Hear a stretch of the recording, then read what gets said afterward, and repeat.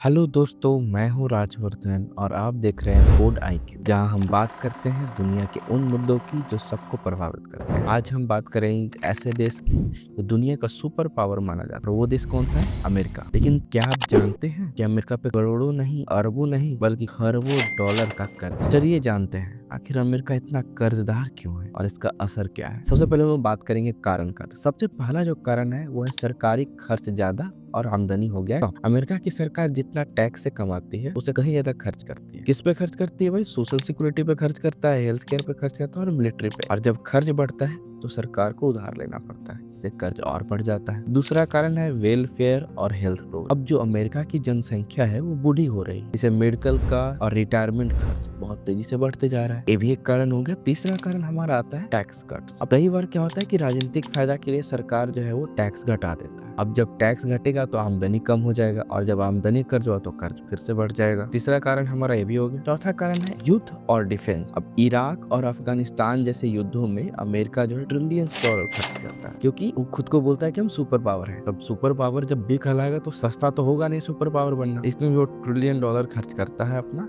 युद्ध और डिफेंस पे। पांचवा कारण हो गया आर्थिक संकट। इस आर्थिक संकट से हर देश गुजरता है। जैसे अभी 2008 की मंदी हो गया, 2020 की कोविड की महामारी के दौरान सरकार जो है लोगों को, बिजनेस को बचाने के लिए अमेरिकी सरकार अरबों डॉलर का पैकेज देना पड़ा। अब ये पैसा भी कहाँ से है? तो उधार लेकर के ही आया। अब इससे क्या हुआ? कर्ज बढ़ते गया। अब इससे क्या क्या प्रभाव होगा उसके बारे में भी जानेंगे। पहला प्रभाव जो पड़ने वाला है वो वित्तीय दबाव। अब सरकार के पास जब भी नया प्रोजेक्ट और योजना आएगा तो योजना तो आ जाएगा, लेकिन पैसा जुटाना उसके लिए बहुत ज्यादा मुश्किल हो जाएगा। दूसरी बात है कि ब्याज, जितना कर्ज है उतना ब्याज देना है। उस अमेरिका को हर साल जो है अपने पुराने कर्ज पर ही अरबों डॉलर का ब्याज देना। अब ये बात हो गया कि अब उधार पर भी उधार चलने लगा। ठीक है, अब हम लोग एक नेक्स्ट वीडियो लाएंगे जिसमें आपको उसमें डिटेल वीडियो बताएंगे कितना का कर्ज है, कैसे कर्ज है, कितने तरह का कर्ज होता है, अमेरिका पे कितने तरह का कर्ज है। इस सारा तमाम चीजों को हम उस वीडियो में कवर करने वाले हैं। बात करते हैं हम तीसरा कि तीसरा असर क्या पड़ने वाला है। अभी जो डॉलर का जो वैल्यू देख रहे हैं क्या बढ़ा हुआ है, अब वो डॉलर का वैल्यू गिर जाएगा। जब कर्ज बढ़ता है तो निवेशक का जो भरोसा होता है डॉलर पर वो कम हो जाता है। ठीक है। चौथा होता है राजनीतिक तनाव। ठीक है, अब हर पार्टी दूसरी पार्टी पर इल्जाम लगाता है। जैसे यहाँ भी हर एक पार्टी दूसरी पार्टी पर इल्जाम लगाता है। अब भी कर्ज कौन बढ़ा करके दिया भाई? जब भी दूसरा पार्टी है तो इल्जाम लगाएगा। अभी पार्टी, पुराना पार्टी जो है वो, जो अभी आने वाली पार्टी है वो इस पार्टी पे